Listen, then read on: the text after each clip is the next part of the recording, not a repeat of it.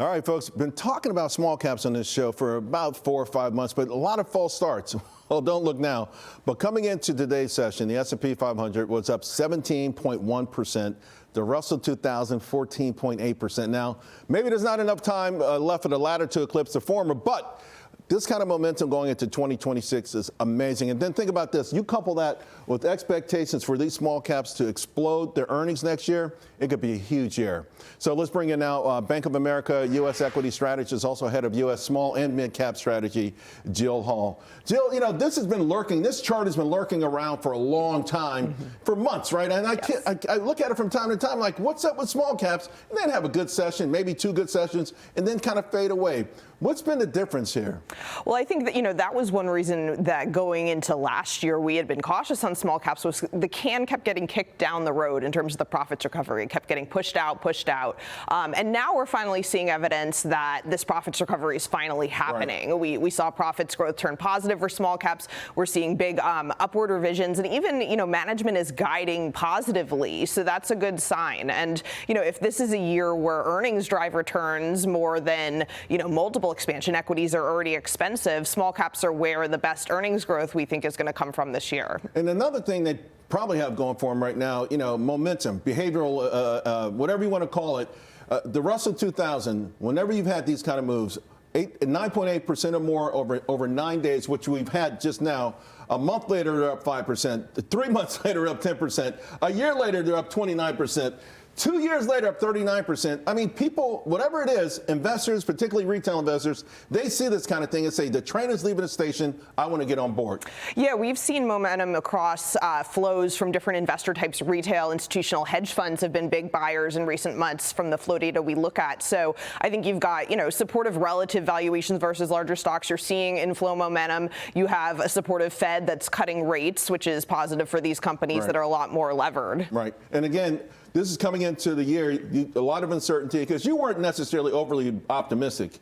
You were cautiously optimistic, I think, last time we spoke, but there were things, uncertainty, the tariffs, Fed policy, earnings recovery, all of that's been flipped around. Right. So we turned more constructive in August, especially after it became evident the Fed was going to be cutting again and the profits backdrop was looking more favorable. And I think now, you know, there's other positives on the horizon in terms of, you know, deregulation. We've been seeing M&A activity pick up more, which helps certain parts of small caps. Healthcare has been one of the best performing sectors this year since that's helped sentiment. Right. And, you know, if tariff uncertainty is, you know, significantly mitigated relative to where we were for a lot of this year, that helps that size, the small cap segment as well. They have a lot thinner margins, so tariffs hurt them more. Got to talk about micro cap. The small caps are small caps, but they haven't been small in terms of performance. I mean, this is just a pure juggernaut right here. They've broken out. They look phenomenal.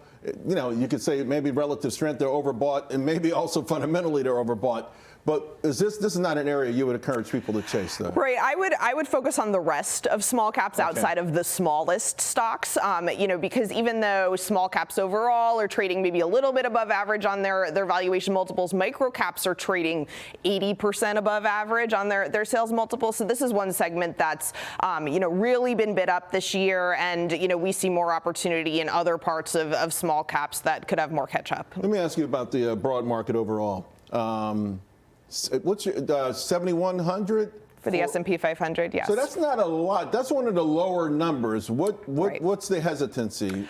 Well, you know, I think this is, like we said, a year where earnings growth will be strong. Price returns, especially for larger caps, maybe not as strong because, you know, we've seen a lot of these mega caps get more expensive, and now a lot of these stocks are, you know, spending significantly on capex, become a lot more capital intensive. Right. You know, that's an area that we expect the rest of the market to play catch up. So we're more optimistic on kind of your average stock in the S&P 500 rather than the cap weighted index. And of course, we talked about that a lot on the show because there's such large portions of the S&P that it can mask. You have 7 stocks down and the rest are up, and sometimes the market will look flattish. But this could be a great year for the rest, particularly small caps. Do you have a target, for instance, on the Russell? Are you maybe a double-digit gain at least? Right. We don't have a target on the Russell, but we do expect it to outperform large caps. And if this is a year where you're seeing earnings growth drive returns, you know, if you look at an index like the S&P 600, where the profit numbers are a little bit easier to get a handle around, not as many non-earners,